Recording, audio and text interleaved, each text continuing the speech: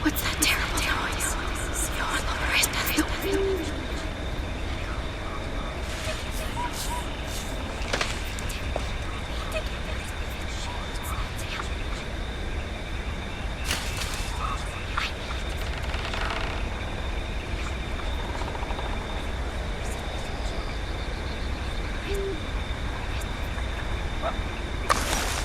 What's that terrible noise?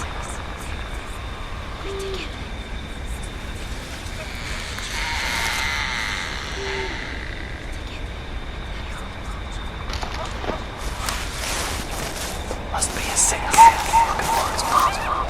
They've been known to bawl like that.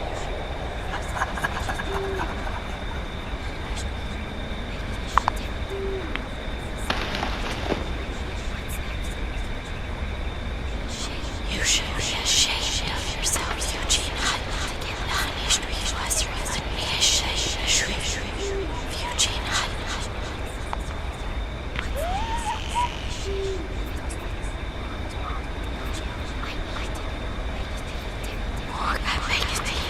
I need to get back home. I need to get back home.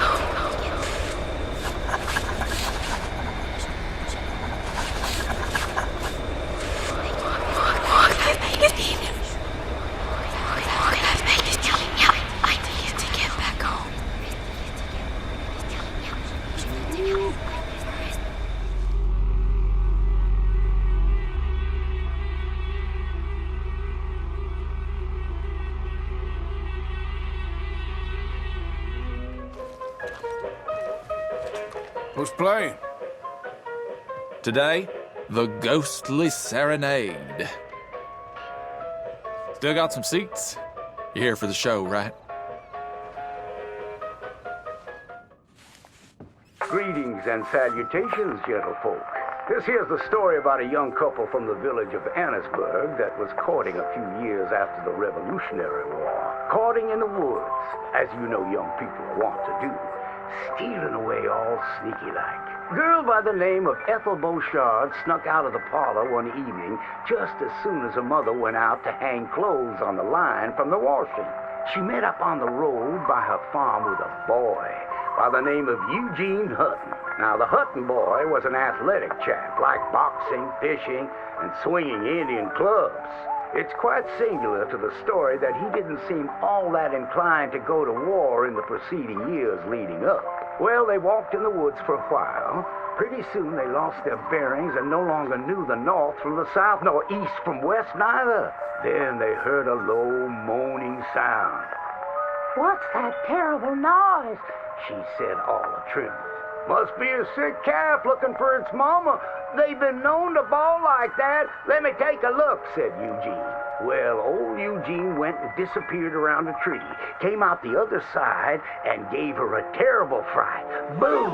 She let out a shriek, then went to chastising. You should be ashamed of yourself, Eugene Hutton, She said, Instead of giving a girl protection, you go carry on acting foolish and fresh like the Queen's prize jester. But right then and there, a chilly wind blew through and knocked off Eugene's hat. I need to get back home. My mama has a terrible temper. She's like to stomp up and down if she finds out we're missing.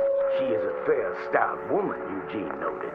But just then, before this couple of miscreants could head home, they heard the sound of heavy wheels, groaning, and people marching.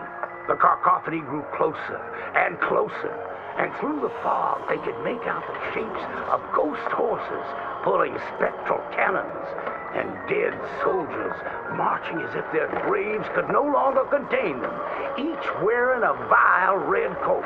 You will pay for your moral transgressions, the dead soldier howled, and cut his head clean off. Miss Boshared shrieked in horror as Eugene's head landed right in her hands, his eyes still darting about, attempting to discern what horror had transpired.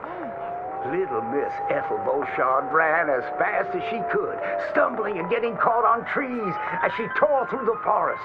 Terrified for her life, the dead soldiers marching after, hungry for blood. When she returned home, She told the people of the village that an army of the dead had taken Eugene within the confines of the fog. British soldiers who died protecting tyranny were rising from their graves as if to continue the fight for the demonic English.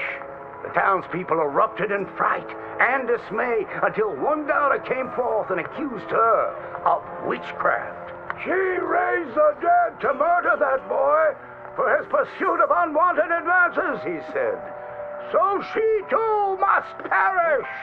And that very night, they put her to the stake and burned her dead. Now let that be a lesson to you young ones not to go courting in the woods, in case the English lurk there still.